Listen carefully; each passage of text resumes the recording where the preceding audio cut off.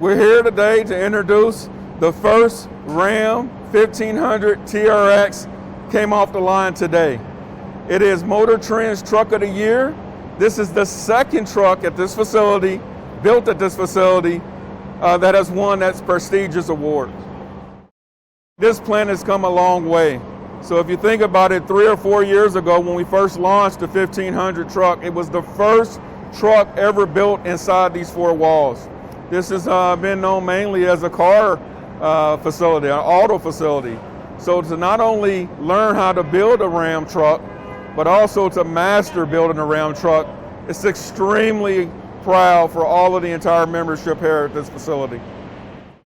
It's just another example of how we all pull together to understand the importance of launching a vehicle. It takes a lot of man hours to do such a thing, but more importantly, it takes a full membership to be engaged. Not only to understand everything that comes along with the launch, but to actually put the vehicle together as well. So I think they're extremely proud to see and hear this vehicle come off the line.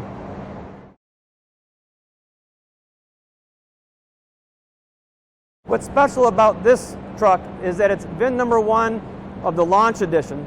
The Launch Edition has this special Anvil colored paint, and it has an interior center console badge that shows and proves that it's VIN number 1, decorated in red versus normally it's black. And again, it's a limited production run that just celebrates the launch of the vehicle, and it's been met with just great enthusiasm, and it's sold out in less than 3 hours. So today is a very symbolic day of the first one coming off the line. The membership here at Sterling Heights Assembly Plant has just been outstanding, as witnessed by the quality awards we've been receiving.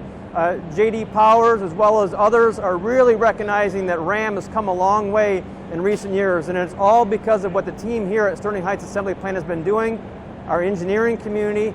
It's really getting accolades in the market, and we just couldn't be more proud of the overall team here.